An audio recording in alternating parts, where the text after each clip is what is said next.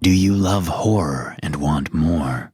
Become a patron of my podcast on Patreon and gain access to my archive of over 50 bonus episodes. Plus, get early access to all new episodes. The link is in the description below.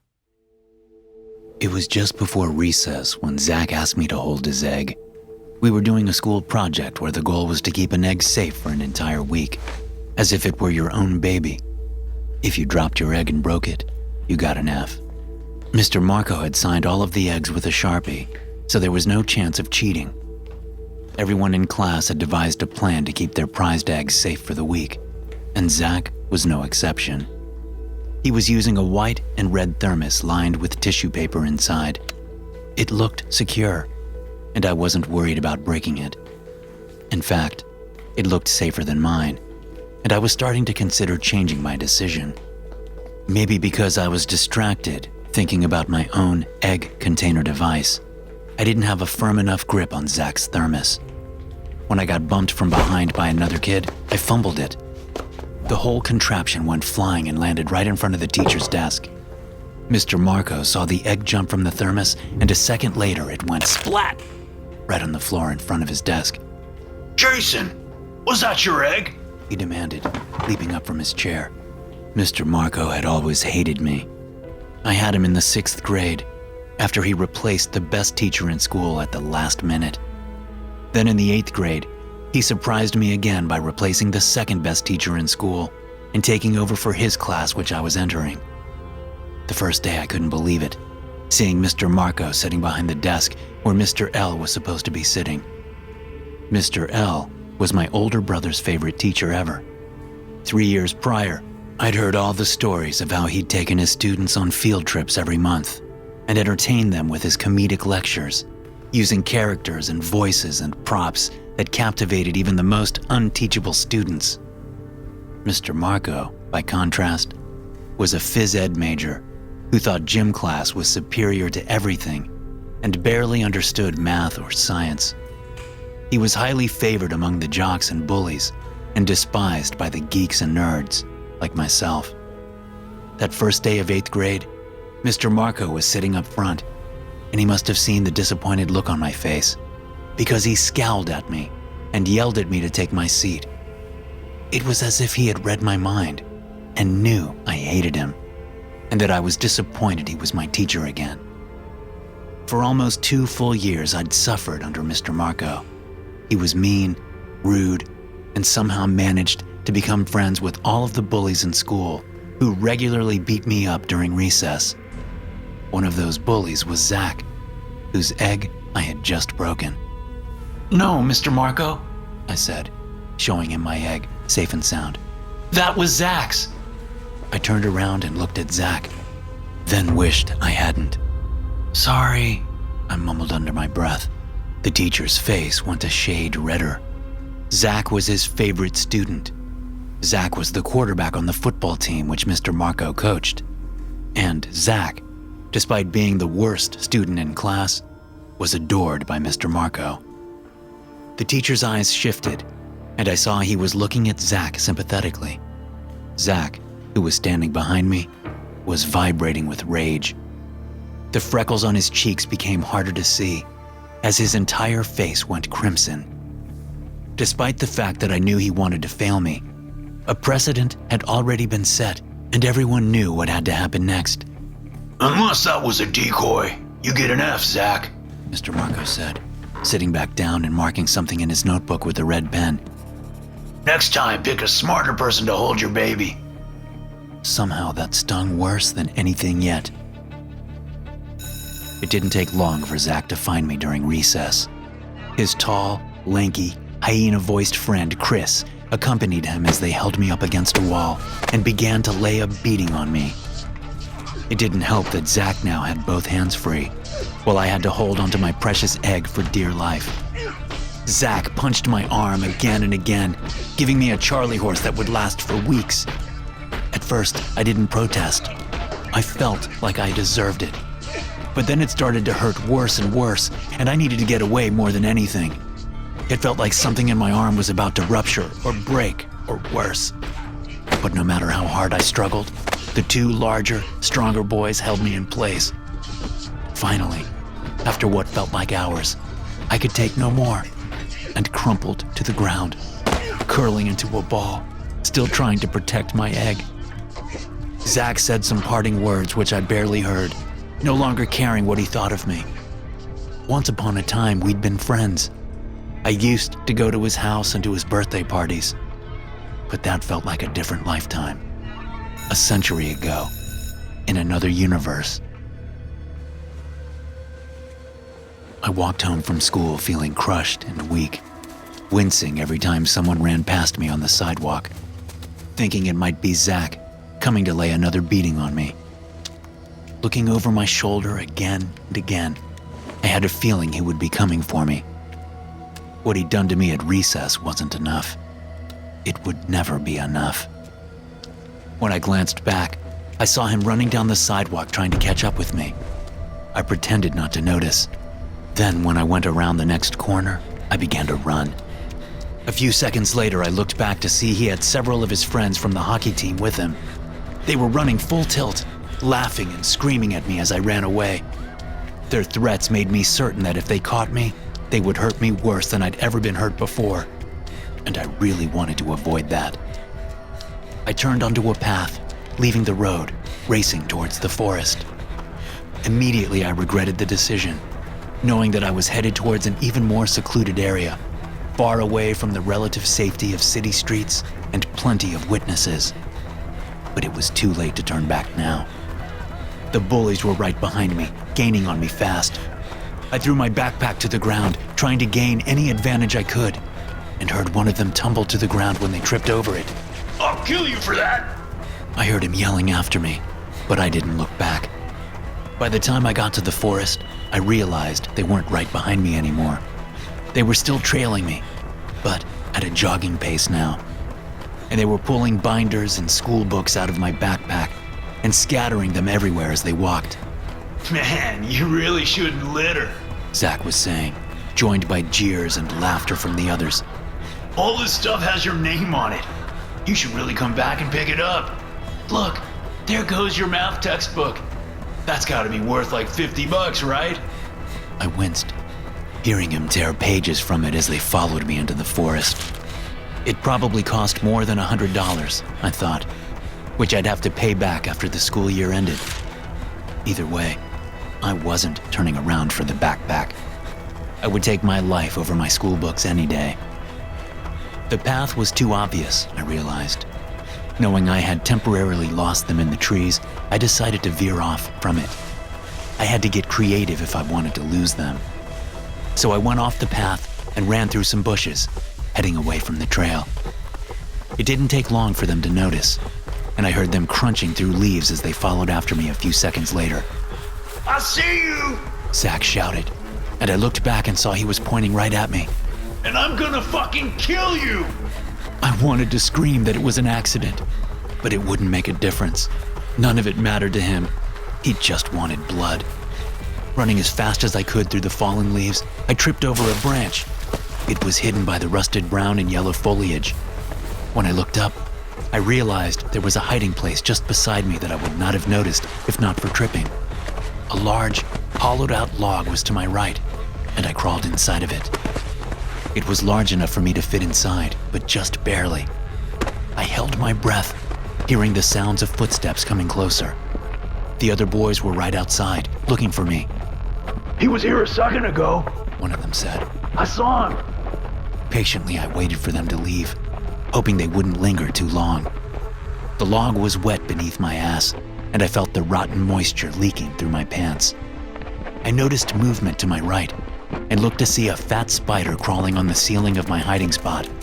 And just beyond, there were millipedes, potato bugs, and little red worms which squirmed and wriggled as they poked their heads from the decaying wood. There were probably more of them beneath me, and I realized I felt movement under me. The entire rotten log was alive with insects and creepy crawlies. Horrified and sick to my stomach, I nearly burst out of there, screaming. But I stayed where I was and hoped they would leave. Instead, they lingered nearby, far too close for comfort.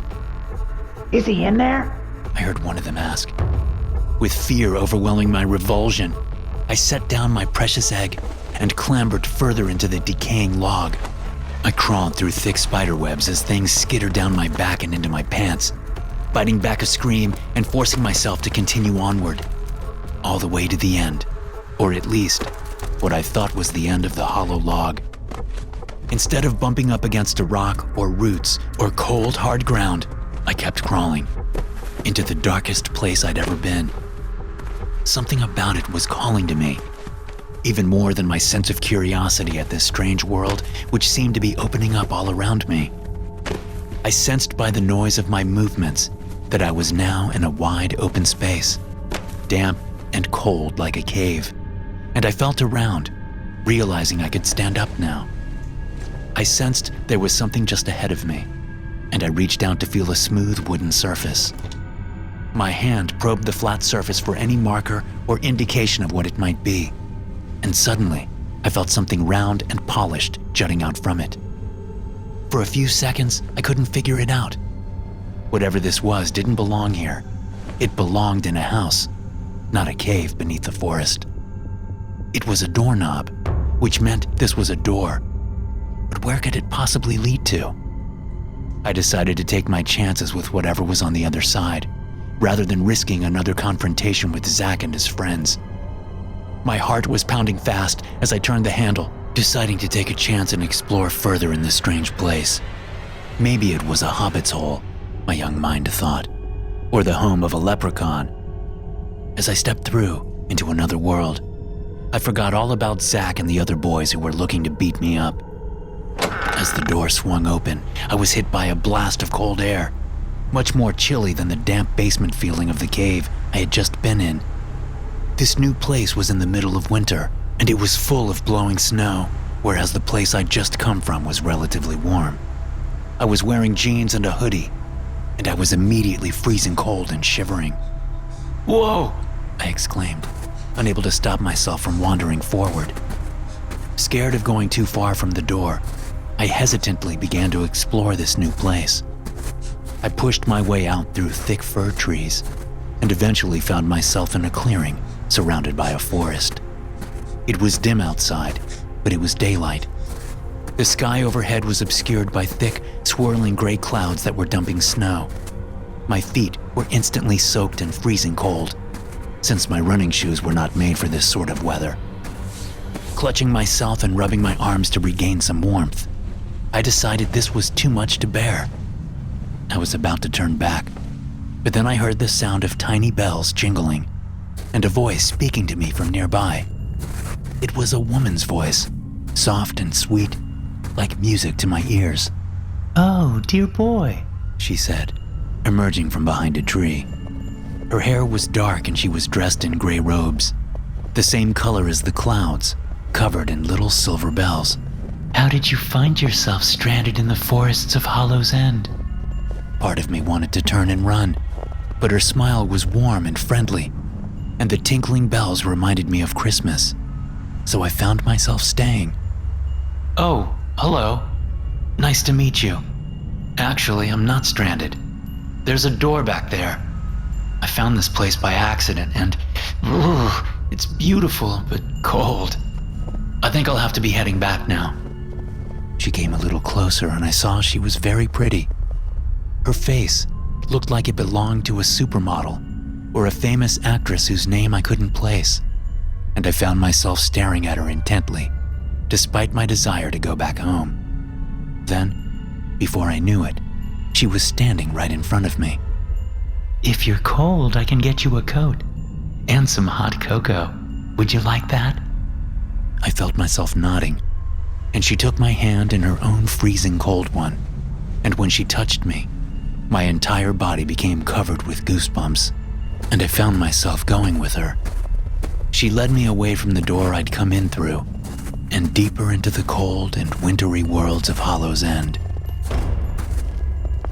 A little while later, we were sitting inside someplace warm, although I didn't remember walking there. I had a fur coat around my shoulders and I was sipping cocoa, staring at the beautiful woman across from me. She was old enough to be my teacher, and it should have felt rude, but I couldn't tear my eyes away. And she didn't say anything, only looked at me with that same warm smile. But then her happy expression dropped and she looked away as a tear dripped down her cheek, spilling to the floor, where it immediately froze solid. Her lower lip quivered as she said a silent apology to me. What's wrong? I asked. Nothing, she said. How's your hot chocolate? Delicious. And it was. The best I'd ever tasted. Are you hungry? She asked, wiping away the tears which had turned to snowflakes on her face. Yes, I'm very hungry, I replied. I couldn't help it. I was starving. My stomach was rumbling, and I felt like dinner should have been hours ago. And yet time was funny here. I wasn't entirely sure how long I'd been in this world, on the other side of the door, but the groans from my belly were saying it had been a long time. What is your favorite thing in the world to eat? I thought about this for a second, and it didn't take long to come up with an answer. My mom's beef stew, I said. It's the best. Her face lit up in a warm grin again, and she got up and went to the stove. I noticed for the first time there was a black pot simmering there. Well, what do you know? That's exactly what I'm making for dinner tonight. Beef stew. My mouth started watering at the smell. It was exactly like home, which reminded me I should be going back there. My mom would be worried about me. The more I thought about home and about this place I was in, the more it creeped me out. Images of Hansel and Gretel crossed my mind. Although I hadn't yet labeled this woman with the dreaded W word, I don't think she'd like it if I called her that, even if it was true. As I was about to open my mouth to say I had to leave, she presented me with a steaming bowl filled with beef stew, and I forgot what I had been thinking about. The dish looked just like my mom's, and the smell was overwhelming. Next, she set down a board with a freshly baked loaf of bread sitting atop it, steaming and warm with butter ready for spreading. I couldn't possibly leave right after she'd done all this for me, I thought to myself, and began to dig in. The meat was tender, the broth perfectly thick and seasoned, and the carrots, potatoes, and onions had just the right amount of bite. It was the best beef stew I'd ever eaten, peppery and hot, and I quickly downed 2 bowls, devouring 4 slices of warm, crunchy fresh bread slathered in salted butter, which I used to mop up the puddles at the bottom of the bowl. Wiping my face with a napkin, I belched loudly and excused myself, my face turning red with embarrassment. No need to apologize. A healthy burp is a sign of a properly cooked meal in my books, she said from across the table. I realized then that she hadn't eaten anything, and felt bad for not noticing earlier. I'm just not very hungry these days, she said, as if reading my thoughts. But I'm glad I could make you happy with a meal. The greatest joy in life is in feeding people, I always say. That's what my mom always says too. It wasn't quite what she said, but close enough. The woman's face broke again, and frozen tears began to pour from both eyes as she let out a gut-wrenching sob. It was startling, after our pleasant conversation so far, but obviously there was something deeply troubling this woman. What's wrong? I asked. I'm not sure if I can help, but I'd be happy to try. That's sweet of you to offer, she said. But you're just a boy. I need someone, well, someone who can be very, very sneaky. No, I'm sorry. It's too dangerous. What's too dangerous? I asked, curious now. She walked over to the fireplace and looked into the flames. Then, after some time, she began to speak. It's been years since I've been trapped in this place. An outcast, sent to live at the edge of the forest. Her voice was sad, and almost brought me to tears as she continued her tragic tale. My family once ruled this land. We were fair and just. Everyone in Hollow's End had enough to eat. It was warm and the sun was shining every day. Crops grew tall in the soil of our lands, towering to the heights of trees. There was always more than enough to go around. But then a great beast emerged from the forest. It was a jungle cat, large and white. and with it came the snow. The great tiger was intelligent and could speak and enthrall the hearts of men. He convinced them to take my crown from me, and with it, I lost my power to hold back his never-ending winter. The trees went bare overnight. The crops began to wither and fail. And soon, there was little to eat, and never enough to go around.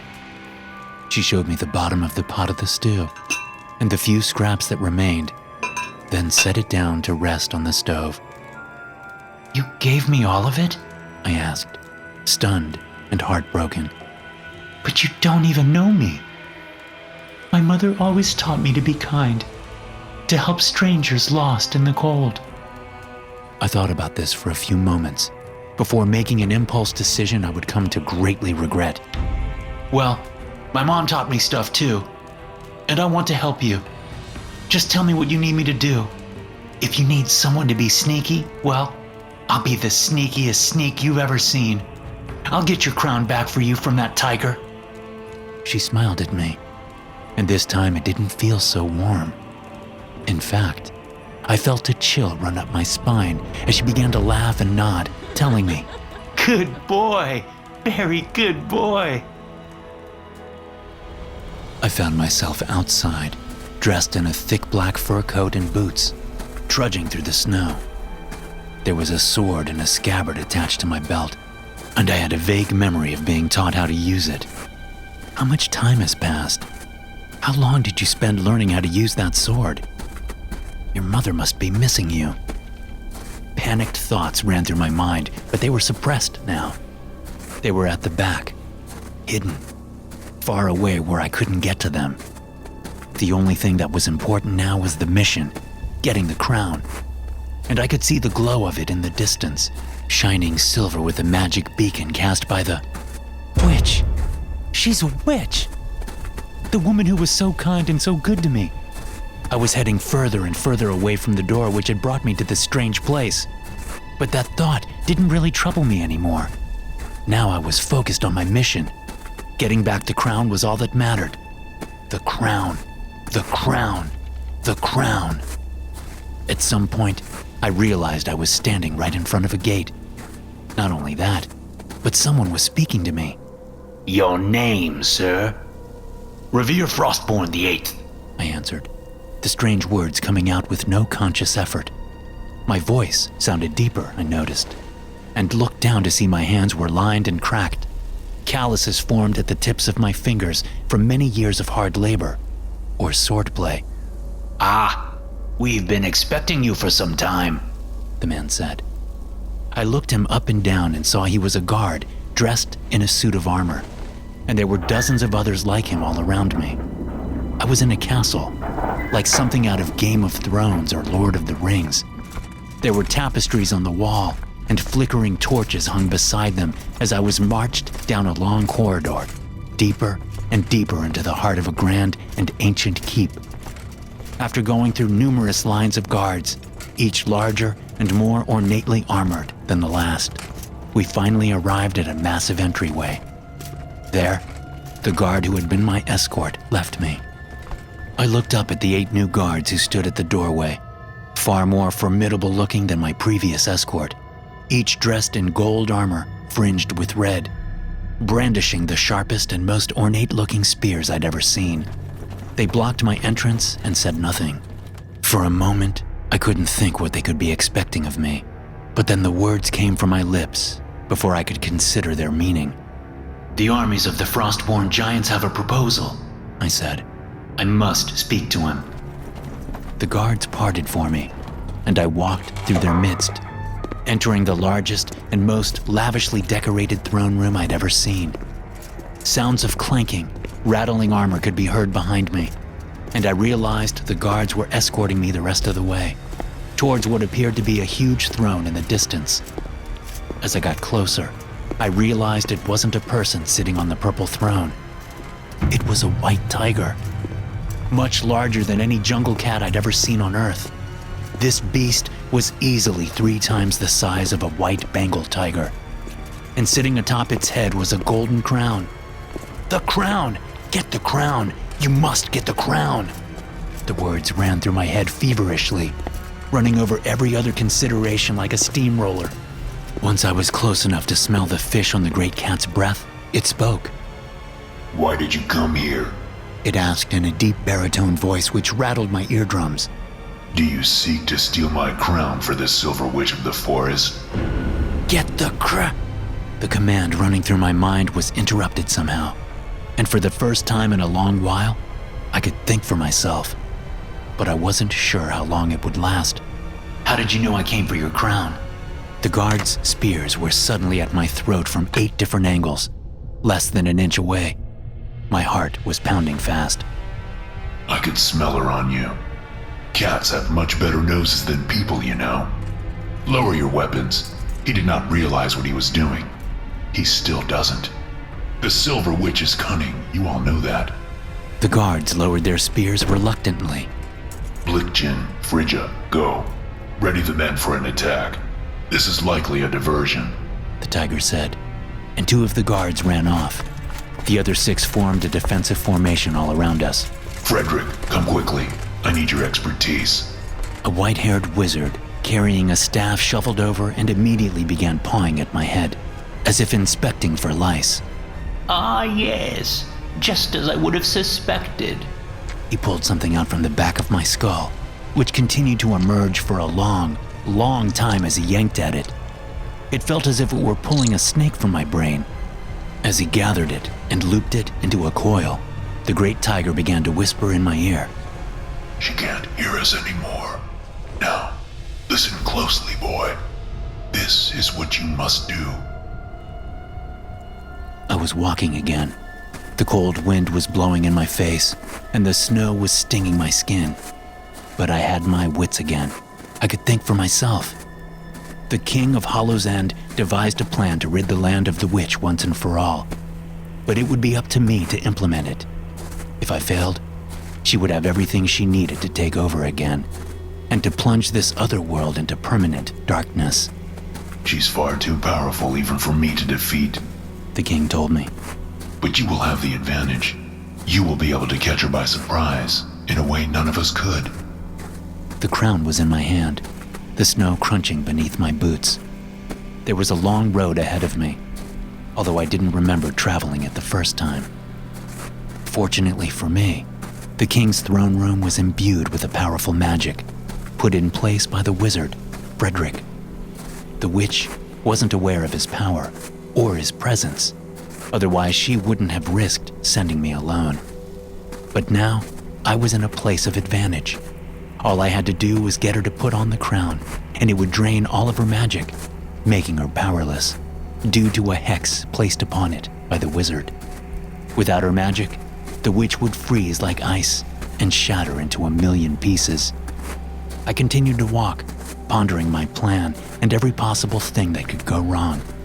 For years, I marched through the cold and the snow, attacked by bandits some days, while on others I had nothing to eat. There were good friends made along the way, enemies vanquished and companions lost to sickness and arrows. Yet somehow, I managed to survive. By the time I made it back to that frozen forest, I was a changed man. No longer a boy. Those days were long since forgotten. I hardly remembered how I came to be in this place, and part of me suspected I'd lived here all along, that those previous memories were simply another hex placed upon me by the witch. The sound of tinkling bells broke me from my thoughts, and I looked up to see her standing there, right in front of me, only inches away. You're back, she said with that same smile like an eel about to eat supper. Do you have it? No questions of how I was, or whether I'd run into trouble. No thank you for my years. No thank you for decades of journeying to fetch it for her. My hands shaking with barely concealed rage, I fetched it from beneath the folds of my tattered cloak and handed it to her. You're shaking, she said, taking it from me. Her voice was nervous and slightly suspicious. Are you all right? The years have done a number on me, my lady. I am not the boy I once was. I've grown old in my quest to find this for you, and to slay the great tiger who stole your throne. But have you done it? He is dead? I nodded. Yes, he is dead. Smiling wider, she began to put the crown on top of her head, lowering it to the point where it almost rested there. It hovered for several long moments, but then she pulled it away. No, She muttered. too easy. Her face was getting red with rage, and I realized she had caught me. You shouldn't be able to tell your own age. That was part of the spell. It was supposed to keep you blind to how much time you spent here. A variation on the hex which enchants my forest. She raised her hand, and a bolt of energy deformed the air in front of me, causing it to shimmer, and then it moved over me, enveloping me. It was pure heat, like the air just above a fire where you would toast your marshmallows. I screamed as the boiling air began to melt my skin, setting my fur cloak ablaze. You will learn not to disobey me again, said the witch, inspecting the crown in her hands with disinterest. but for now, pain. The scorching air got even hotter somehow, and my hair caught on fire a second later. Now I couldn't even scream. My voice was caught, my face frozen in a grimace of sheer agony. Time stretched out forever, although it only lasted a few instants.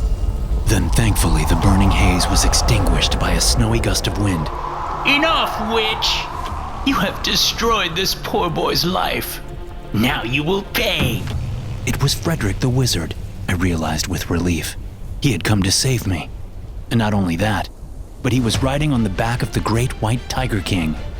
Frederick leapt from his back and began to advance on the witch as the tiger flanked her from the other side. He held his staff out in front of him and cast bolts of white lightning at the witch, who in turn sent them ricocheting in every direction, deflecting them with a swirling gray cloud which she manipulated expertly. One bolt of lightning deflected back exactly at Frederick, hitting him center mass and sending him flying backwards. After hurtling through the air several yards, he landed against a rock, where he lay motionless. Frederick! The Tiger King shouted, abandoning his attack and racing across the snow to his fallen friend. The Great Witch was moving towards the king, slowly closing the distance from behind, and I realized she would kill him if I didn't do something. And then I saw the crown lying in the snow. I would only have one chance, and I would need to be very sneaky. You thought you could kill me? The witch said, sending a shimmering orb of heat towards the Tiger King. You really thought you could kill me? The tiger lunged at her ankle, ducking beneath the orb of magic at the last second and grabbing hold of her leg in his jaw. No! He yelled around the bloody flesh in his mouth. Do it now! I didn't hesitate. As the witch was distracted, screaming in pain, I jammed the crown on top of her head, twisting it further onto her forehead until it covered her eyes and was impossible to remove. It began to turn red, then white hot, as she howled in pain and tried to pry it off, but it wouldn't budge. The witch burst into flames, and I held my hands up to the bonfire of her body to warm myself up as I watched her turn to cinders. Sadly, a few minutes after the witch died, so did Frederick the Wizard. He managed to hang on for a little while, just long enough for his magic to send the witch back to hell where she belonged. But then his injuries overcame him. He had used the most powerful magic available to him in his effort to stop the witch, and she had turned it around on him, deflecting it right back at his heart. A tear ran down the Tiger King's cheek, and I held out my hand to stroke his soft, warm fur. His eyes were brimming with tears as he spoke. You should go home. Your family must be missing you. That was just a lie from the witch. This is my home. It always has been. The rest was just a dream, Come, said the Tiger King. let me show you something. He led me towards a thicket of trees. Pushing a few branches aside with his great paw, he went into them, the sticky sap leaving brown smears on his white coat. In there. He said, pointing to a strange door, isolated in the middle of the forest. That is where your true life lies. Looking back, one day you will think that this was just a dream.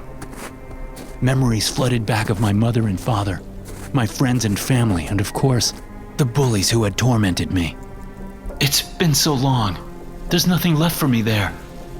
Time works differently in some worlds. At least, that's what Frederick told me. He, himself, was from another world. And he said one day he would return there, and only a few hours would have passed. Perhaps it will be the same for you. There is only one way to find out. I looked at him and found that now I was crying. I gave the giant tiger a hug, and he lifted his paw to hug me back, retracting his enormous claws to do so. You are always welcome in my kingdom if you wish to return one day. And with that, I left him behind, pushing open the door and going back into the cave on the other side. I found myself back on Earth, and once again in the form of a boy. Unsure how much time precisely had passed, I scrambled out of the log and looked around for any sign of the bullies who had tormented me so many years ago. Something crunched beneath my foot as I made my way out of the log, and I looked down to see it was my egg, the sacred egg which I'd been tasked with keeping safe. It seemed so silly now. I had a good average in all of my classes. Failing the egg project didn't mean anything, really. Except maybe for Zach, who was barely passing. Maybe he would have to be held back because of my blunder. Suddenly I felt bad for dropping his egg, even if he had beaten me up for it. I hoped he would pass and get to graduate. I found my backpack at the entrance to the forest, with all of my papers tossed on the grass. My math textbook was fine though. Despite what he said, Zach hadn't ripped it up. He'd only torn out blank pages from a notebook. Maybe he felt bad. After I gathered up my belongings, I began walking home again. Halfway there, I looked up and saw Zach. He was on the front porch of his house, looking like he didn't really want to go inside. A man and a woman were yelling at each other loud enough to be heard from the street. Hey, Zach, I called over to him. He looked up and seemed angry for a second, but then seemed to do a double take. He walked over to me and looked me up and down. What's up with you? You look different, He said. I've just had some time to think, I replied. It doesn't give you an excuse to be a dick to me, but I'm sorry I smashed your egg. It was a mistake. Somebody pushed me from behind and it went flying. Yeah, okay, He said. no big deal. I'm still gonna graduate, just barely though. That's good. I thought for a second to myself. Hey, do you want to come hang out at my place for a bit? I've got the new Street Fighter game, and I've got some eggs and a Sharpie. After 2 years in his class, I've gotten pretty good at forging Mr. Marco's signature. He smiled and nodded, and the two of us left the sounds of muffled arguments on the other side of the door and walked away down the street together. Thanks for listening. If you enjoy these stories, be sure to subscribe to the podcast and check out some more of my episodes here.